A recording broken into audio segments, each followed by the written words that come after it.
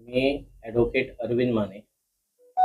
आज मला पक्षाकडून राष्ट्रवादी काँग्रेस पार्टी शरदचंद्र पवार या पक्षाकडून उमेदवारी जाहीर झाली होती. मला पक्षाकडून एबी फॉर्म आला होता. 2019 पासून ते आतापर्यंत 7 वर्ष आम्ही सतत या पक्षासाठी काम करत आहोत.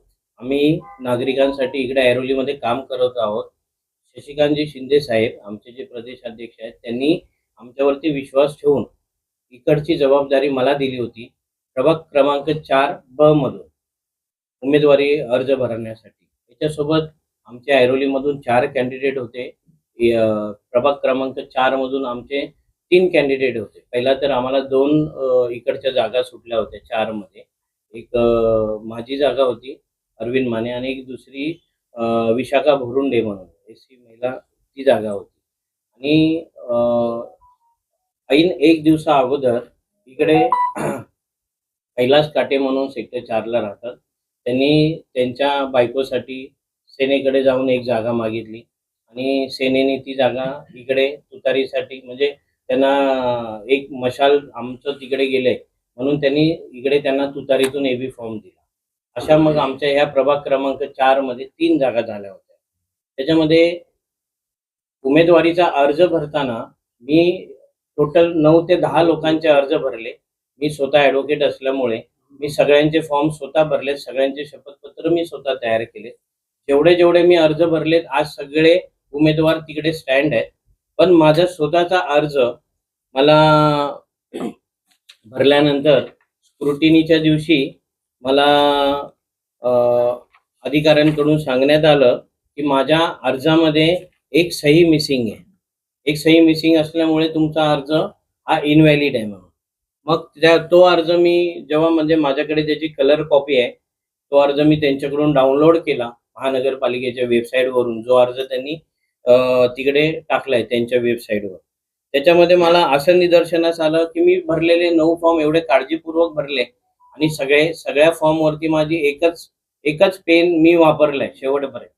आणि माझ्या अर्जामध्ये सुद्धा मी एकच पेन वापरला होता. पण मी जेव्हा त्यांच्या वेबसाईटवरून हा माझा अर्ज मी डाउनलोड केला, त्याच्यामध्ये असं दिसतंय की मध्ये माझी सही नाहीये, पण खाली माझी सही आहे. हा अर्ज हा मी कलर कॉपी मीडियापर्यंत पण देईन की इथे मध्ये माझी एक सही मिसिंग आहे, त्याच्या खाली माझी सही आहे. पण ही सही मिसिंग असल्यामुळे माझा उमेदवारी अर्ज त्यांनी इनव्हॅलिड असा ठरवला. पण ही जी खालची सही आहे ही डार्क पेनाने केलेली. हा पेन मी कधीच वापरलेला नाही. म्हणजे एक पूर्ण फॉर्म वेगळ्या शाईने भरलेला आहे आणि सह्या मात्र वेगळ्या याच्याने झालेल्या आहेत. मला हे समजत नाही की माझ्या समोर एक 10वी नापास, एक 12वी नापास उमेदवार आणि अशा उमेदवारांचे फॉर्म अर्ज व्हॅलिड होतात की त्यांनी व्यवस्थित भरले आणि कारण ते सत्ताधारी पक्षांकडून येतात. आणि आम्ही आज आमची सत्ता नाहीये ना राज्यामध्ये ना केंद्रामध्ये, म्हणून आम्ही ॲडव्होकेट असून सुद्धा म्हणजे माझा फॉर्म बाद होतो. कारण त्यांना एकमेव चॅलेंज आमच्याकडून होतं. बट ते ॲडव्होकेट असून सुद्धा तो फॉर्म बाद होतो. ह्याच्यामध्ये असा विषय आहे की लोकांचे अर्ज पास होतात, आमचे होत नाहीत. मी त्याच्यानंतर पूर्ण त्यांची वेबसाईट मी चेक केली. मी सगळ्यांचे शपथपत्र, सगळ्यांचे फॉर्म सगळे डाउनलोड केले. त्याच्यामध्ये मला काही फॉर्म असे भेटले की ज्याच्यामध्ये पण सही नाहीये, पण ते त्यांनी व्हॅलिड केले. का? तर ते अपक्ष आहेत म्हणून. अरे अपक्ष आहे त्यांना वेगळा न्याय आणि एबी फॉर्मवाल्यांना वेगळा न्याय. आता त्याच्यात काही म्हणजे अभ्यास करण्यासारखा विषय आहे. या विषयावरती आम्ही आता कोर्टाची पायरी तर चढलोच आहे. तर असे सेम प्रकार होते दिघ्यामध्ये, कोपरखैरण्यामध्ये, जे आदल्या दिवशी सह्या राहिल्यात म्हणून ह्यांनी रात्री 9-9, 10-10 वाजेपर्यंत बोलून सह्या घेतल्या. का? तर कुठे सत्ताधारी पक्षांचे काही फॉर्म अपुरे राहू नयेत म्हणून. रात्री 9-9, 10-10 जर सही बाकी होती, तर आम्हाला का नाही कॉल आला ऐरोलीमधून? आम्हाला का नाही विचारणा झाली की तुमची सही बाकी आहे? हे एवढं क्षुल्लक कारण की सही बाकी आहे म्हणून आम्हाला आमचा फॉर्म बाद करण्यात आला. आता ह्याच्या विरोधात आम्ही कोर्टामध्ये अपील केलेलं आहे. आता आम्ही कोर्टावरती म्हणजे संविधानाला मानणारी लोक आहोत. आम्ही कोर्टावरती डिपेंडेंट आहोत. ही जी लढाई होती ती धनशक्ती विरुद्ध जनशक्ती अशी होती. पण ह्या धनशक्तीच्या युगामध्ये लोक कुठे कुठे जाऊन काय काय मॅनेज करतात हे मला माहित नाही. आता ह्याच्यानंतर आम्ही ज्या उमेदवाऱ्या दिल्या त्याच्यामध्ये ह्या प्रभाग क्रमांक 4 मध्ये माझा फॉर्म बाद झाल्यावर 2 आमच्या तुतारीचे निशाण, 2 सिम्बॉल कालपर्यंत जिवंत होते. की आम्ही ठरवलं कालपर्यंत की बाबा चला ठीक आहे, एक एक सीट आपली गेली, तर उरलेल्या 2 सीट आपण ताकदीने काढू. काल माझं दोन्ही उमेदवारांशी बोलणं झालं. त्यातले एक उमेदवार आले. आम्ही त्यांच्याशी बोललो. विशाखा बोरुंडेशी बोललो. त्यांना सांगितलं, "ताई तुम्ही कामाला लागा. आम्ही आमची पूर्ण ताकद तुमच्या मागे लावू."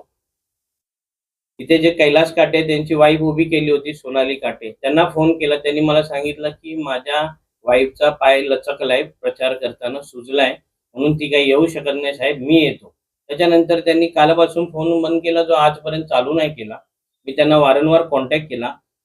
काल रात्री नंदा काटे मॅडम त्या मशालमधून उभ्या आहेत. त्यांच्याकडून मला कळालं, की कैलास काटेंनी फॉर्म जाऊन माघार घेतली. कैलास काटे सुद्धा जाऊन म्हणजे तुतारीचे जे 2 सीट बाकी होत्या त्याच्यातली 1 सीट त्यांनी माघार घेतली. आता हे कैलास काटे स्वतःला समाजसेवक म्हणून सांगतात आणि मी समाजसेवक आहे, मी इकडे सीट काढू शकतो. यांची एंट्री कशी झाली, तर ह्यांना आमच्या पक्षाकडून उमेदवारी देण्याचं कारण म्हणजे हे रात्री शिवसेनेला जाऊन भेटले. त्यांना कन्व्हिन्स केलं. शिवसेनेने सांगितलं, की आम्ही राष्ट्रवादीला सांगून तुम्हाला एबी फॉर्म द्यायला लावू. आणि ते आमच्याकडे येऊन एबी फॉर्म सकाळी घेऊन दुसऱ्या दिवशी येऊन माघार घेतात आणि हे स्वतःला समाजसेवक म्हणवतात. हे असे लोकांची दिशाभूल करणारे किंवा जनतेला फसवणारे लोक, ह्याच्या पुढे पण लोक यांचा विचार करतील, की असे जर घातकी लोक जर घात करायला लागले, तर अशा लोकांना आमच्या पक्षात काय कोणत्याच पक्षात आपण थारा देऊ नये. त्याच्यामध्ये माझं सांगणं असंच आहे, की ही लढाई आम्ही कोर्टातून लढून या सर्व गोष्टींची फॉरेन्सिक ऑडिट करायला लावू. सर्व गोष्टी आम्ही फॉलोअप घेऊ. पण जी गोष्ट प्रभाग क्रमांक 4 मध्ये चालली, की एखादा तुम्हाला जो मेन कॅन्डिडेट वाटतो त्याचा तुम्ही फॉर्म बाद करता. एक कॅन्डिडेट तुम्ही फूस लावून त्याला माघार घ्यायला लावता. आता ह्या ज्या गोष्टी जे चालू आहेत प्रभाग क्रमांक 4 मध्ये, ह्याच्यामध्ये दिसतंय, की सत्ताधारी स्वतःची सत्ता असण्यामध्ये आणि आपली सत्ता नसण्यामध्ये किती फरक आहे. पण तरी सुद्धा मी सांगतो, मी जनतेला विनंती करतो, की अशा लोकांना जे लोकांना फसवून कामं करतायत, त्यांना ह्यांची जागा दाखवून द्यायची ही वेळ आहे. जेवढे काही आपले कॅन्डिडेट जिथे उभे आहेत, तुतारीमधून, मशालीमधून, तिथे आपण प्रत्येकाने सहकार्य करून आपण ताकदीने त्यांना निवडून आणायचंय. आणि राष्ट्रवादी शरदचंद्र पवार इतकी आम्ही कमकुवत नाही आहोत. आमच्या साहेबांनी आम्हाला शिकवून दिलेत, की 40 गेले की 400 येतील. आमचे डॉक्टर मंगेश आमले सर, तसेच आमचे शशिकांतजी शिंदे साहेब हे सदैव आमच्या पाठीशी उभे आहेत. ह्याच्यानंतर सुद्धा आम्ही राष्ट्रवादी जोराने, जोमाने या ऐरोलीमध्ये नाही तर नवी मुंबई परिसरात वाढवू आणि आम्ही आमचे आमदार निवडून आणून आम्ही आमची सत्ता पण घेऊन येऊ. ते 7 वर्ष झालं झपाट्याने इकडे ऐरोलीमध्ये आपण राष्ट्रवादी पसरवली होती. आणि आज जो आपला वेग आहे आणि आपला स्पीड आहे तो बघून आज समोरच्यांना असं वाटलं असेल, की बाबा ह्यावेळेस आपण त्यांना महाग पडू शकतो. म्हणून हे केलेलं आपल्या विरोधात कट कारस्थान आहे, की एखादा चांगला कॅन्डिडेट जो खेळू शकतो, त्याला पिचवर उतरूनच नाही द्यायचं. म्हणजे सुरुवात इथून होती. जर पिचवर उतरलो असतो, तर पुढे महाग पडण्यापेक्षा त्याला तिकडे येऊनच नाही द्यायचं. म्हणजे हे एकदम म्हणजे बुद्धीने केलेलं काम आहे. सूडबुद्धीने घेतलेला सूड आहे. तर मला त्यांना असं माझं विचार नाही, की जर तुम्हाला लढायचं होतं, तर तुम्ही पटांगणात लढायचं होतं, की तुमचे चित किती आणि आमचे पट किती. बट हे म्हणजे सत्तेचा गैरवापर काय असतो याची आज आम्हाला प्रचिती आली. आणि आज मी स्वतः 9 ते 10 फॉर्म भरले असताना बाकीच्यांचे सर्व फॉर्म व्हॅलिड आहेत. फक्त माझ्या एकट्याचा फॉर्म हा इनव्हॅलिड आहे. कैलास काटे काल दुपारपर्यंत माझ्या संपर्कामध्ये होते आणि कैलास काटेंनी मला दुपारी मी त्यांना फोन केला होता, की आपलं प्रचार साहित्य वगैरे घेऊन जावा आणि तुम्ही मला भेटायला या. आपण बसून प्लॅनिंग करू. चला माझी तिकडे उमेदवारी नाहीये, बट मी तुमच्या 2 सीट ताकदीने काढेन आणि मी सर्वांना मदत करेन. पण कैलास काटेंनी मला सांगितलं, "हां साहेब, येतो, येतो, येतो."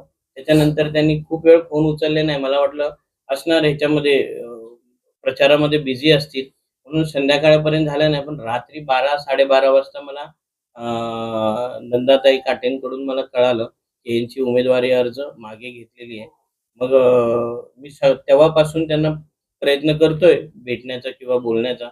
तर त्यांच्या घरी सुद्धा मी माणसं पाठवली, पण ते काही घरी भेटलेले नाहीत त्यांना आणि त्यांना फोन करण्याचा प्रयत्न केला, त्यांनी मोबाईल स्विच ऑफ करून बसले. नक्की त्यांचं काय असं कारण होतं, की जे पक्षाचा दिलेला ए-बी फॉर्म पक्षाचा अनादर करून आपण माघार घेतली. असं काही विशेष कारण नव्हतं माघार घेण्यासाठी किंवा तुमच्यावर काही दबाव आहे का? कोणी प्रेशर केलाय का? की तुम्हाला ब्लॅकमेल केलंय का? किंवा याची सर्व गोष्टींची चौकशी झाली पाहिजे. मी तर बोलतो कैलास काटेंचं सी काढून बघितलं पाहिजे, की ह्यांनी कोणाकोणाबरोबर वार्तालाप करून या प्रभाग क्रमांक 4 मध्ये नक्की खेळ कसला चालू आहे. स सर्वांचीच दिशाभूल केली. फक्त पक्षाची नाही, पक्षांची केली, सहकाऱ्यांची केली, आमच्या पदाधिकाऱ्यांची केली, कार्यकर्त्याची केली, नागरिकांची केली, जनतेची केली. 3-4 वर्ष तुम्ही फेटा घालून फिरताय, मी समाजसेवक आहे, मी समस्या सोडवतो, मी हे करतो, मी ते करतो. हा विश्वास ठेवून तुम्हाला जर उमेदवारी दिली असताना पक्षाला विश्वासात न घेता असं कोणतं कारण होतं, की तुम्ही तुमचा फॉर्म आज लढायला तुम्हाला पिचवरती तुम्हाला जागा होती आणि तुम्ही तिथे लढू शकले नाही. जाऊन तुम्ही अर्ज माघार घेता, तेही कोणाला विश्वासात न घेता. आज आम्हाला लढायची इच्छा आहे, पण आम्ही त्या पिचवर जाऊ शकत नाही. आम्हाला खंत वाटते अशा लोकांची. यापुढे या लोकांना आम्ही लक्षात ठेवून ही जनता ह्या लोकांना आज नाही, ह्याच्यापुढे या भविष्यात कधीच त्यांना समाजसेवक म्हणून म्हणणार नाही. मी म्हणेन, की अशा घातकी लोकांपासून आपण लांबच राहिलं पाहिजे.